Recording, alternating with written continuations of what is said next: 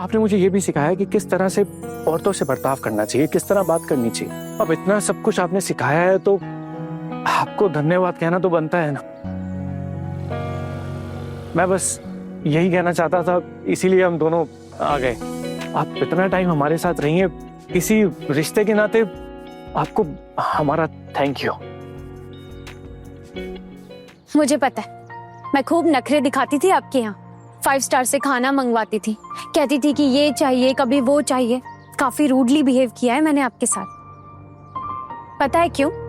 बस आपको सिखाने के लिए कि आपकी पत्नी आपकी गुलाम नहीं है या कोई रोबोट नहीं है, और आपको इनकी ख्वाहिशों और शौक का पूरा ख्याल रखना होगा, जैसे आपकी पत्नी ख्याल रखती है आपका और आपकी ख्वाहिशों का। समझे आप? बिल्कुल समझ गया।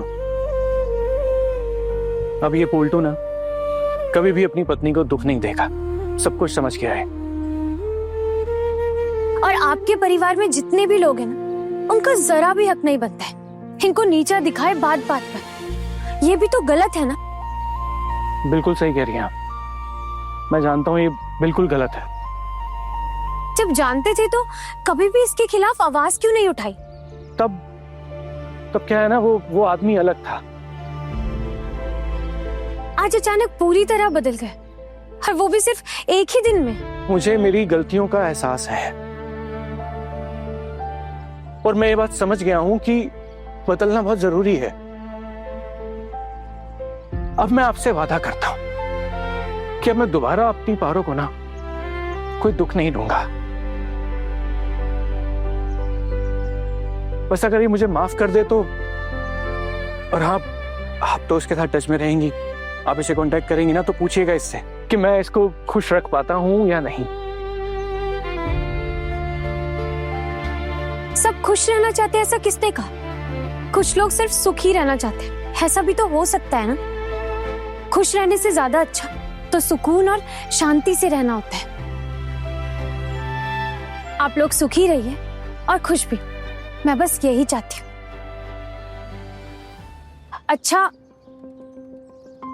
अब मुझे फ्लाइट पकड़नी है, मेरे पास ज्यादा वक्त नहीं बचा है। मैडम जी, मैं आपसे कुछ कहना चाहती थी। वो आप ना मुझे माफ कर दीजिए, मैं तो आपकी ठीक से देखभाल भी नहीं कर पाई। बताओ, एक बात कहूँ, मुझे ना आपसे थोड़ी सी जलन थी, गुस्सा था आपसे, क्योंकि आपने मेरे पति से शादी कर ली थी ना, इसलिए बस मैं थोड़ी सी नाराज थी। देखिए, मैं तो समझ ही नहीं पाई कि आप मुझे खोई हुई चीज लौटाने आई थी। मेरे पति जो खो गए थे कहीं, आप उसे खुद मुझे लौटाने आई थी। मुझे माफ कर दीजिए आप। और मैंने तो ये भी सुना, आपका छोटा सा बेटा है ना, वो आना ने बताया था। बड़ी खुशी होगी अगर मैं उससे मिल पाई। आप और आपका बेटा हमेशा खुश रहे, मेरा आशीर्वाद आप उसे देना। आप मुझे मिलवाएंगी ना अपने बच्चे से? अगर किस्मत में होगा ना तो मुलाकात जरूर होगी। आपने जो कुछ भी किया ना, वो बिल्कुल नॉर्मल था। कोई भी लड़की होती आपकी जगह तो वो यही करती। आपने कुछ भी गलत नहीं किया। और मैं कौन होती हूँ आपको कुछ भी लौटाने वाले? बस मेरे साथ रहकर आपके पति को समझ आ गया कि आप कितनी अच्छी हैं। बस यही सबसे बड़ी बात है। बस अब अच्छे से ना अपनी गृहस्थी संभालिए। अगर कभी मैं आपके घर आई तो देख कर जाऊंगी कि आप कितने अच्छे से अपनी गृहस्थी संभाल रही है। मैं समझ गई। आप जानती हैं मैडम जी, मेरी जिंदगी में ना सब कुछ छिन गया था। मेरी जिंदगी में ऐसा दौर आया जिससे मुझे सब कुछ समझ में आ गया। जब मेरे पति मुझे छोड़कर चले गए थे ना, तब मेरे पास आंसू के सिवा और कुछ नहीं था। लेकिन उसके बाद आना की वजह से ना मुझे दोबारा जिंदगी समझने का मौका मिला। और इसके लिए ना आना, मैं तुम्हें भी कभी नहीं भूल पाऊंगी। तुम्हारा एहसान मैं कभी नहीं भूल पाऊंगी। क्या मिलती थी आप भी कुछ भी? हाँ ना, बहुत गुस्सा आया था ना मुझ पर। गुस्सा क्यों नहीं होगा, जब आप हमारे साथ थी, इतनी इम्पोर्टेंट थी, मुझे पता ही नहीं चला। तब मैं आप पे गुस्सा करती थी, अब खुद पे गुस्सा आ रहा है। तुम भी क्या कम इम्पोर्टेंट हो? अच्छा अर्जुन, तुमसे एक बात कहनी है। मैंने पहले भी तुमसे ये बात कही है कि डोंट मिसअंडरस्टैंड आहाना। हाहाना जैसी लड़की इतनी आसानी से नहीं मिलती, बहुत किस्मत वाले लोगों को मिलती है ऐसी लड़की। पूजा दीदी आप जा रही हैं ऐसे, सबको बहुत बुरा लग रहा है। मेरा भी मन थोड़ा थोड़ा उदास हो रहा है, पर मेरा भी बच्चा है, हस्बैंड है, उनसे कई दिनों से मुलाकात भी नहीं हो पाई। इस बार जाकर ना सबसे पहले अपनी फैमिली ट्रिप पर जाऊं।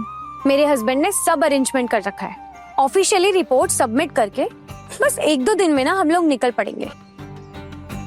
बेटे को अपने माँ बाबा दोनों काफी दिन से ना साथ नहीं मिले। अपनी लड़की को ना पढ़ाना लिखाना और उसे कामयाब बनाने की कोशिश करना, और हाँ ना नौकरी में खूब तरक्की करना और अपना घर भी संभालना। तुम लोगों की मूर्तियों की फैक्ट्री भी बढ़े, और उम्मीद करती हूँ जल्दी ही अर्जुन और आहाना के यहाँ भी नया मेहमान आए।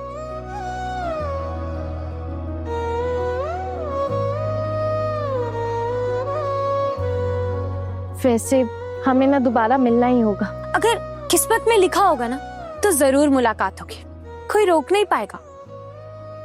मैं अब निकलना होगा, काफी टाइम हो गया है। यस। अच्छा अब हम लोग जाते हैं, आप लोग अपना ध्यान रखना। तुम्हारा पूरा परिवार मुझे हमेशा याद रहेगा। कुछ दिनों के लिए ना वो मेरा घर सा हो गया था। अच्छा चलते हैं, बाय बाय, हैप्पी जर्नी।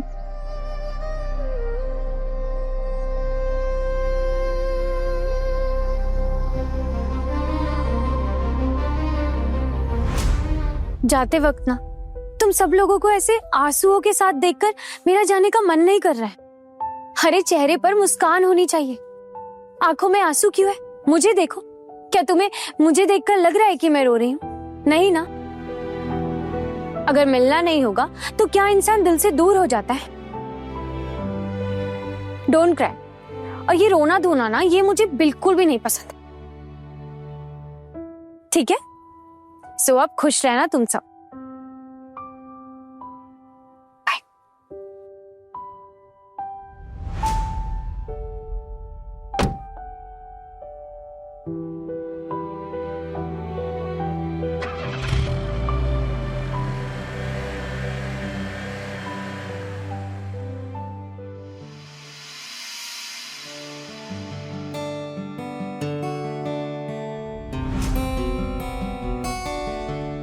मामी माँ, मैं क्या कह रही थी कि उन लोगों ने ना 500 मूर्तियां मंगाई हैं। अब हमारे पास तो इतनी मूर्तियां तैयार नहीं है, तो क्या करना होगा?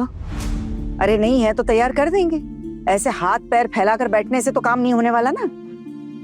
माँ, मैं क्या कह रही थी कि अगर मूर्तियां तैयार नहीं हो पा रही हैं तो क्यों ना किसी और दुकान से खरीद लें जितनी कम पड़ रही हैं। तुम्हारा दिमाग खराब हो गया है क्या बड़ी?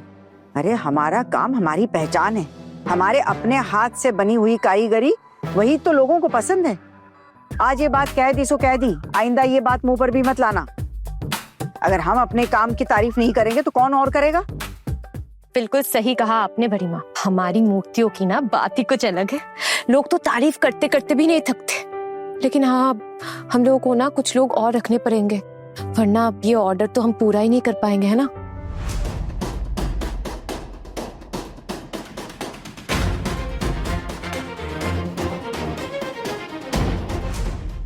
बड़े घर की छोटी बहू रात 10 बजे दंगल टीवी पर।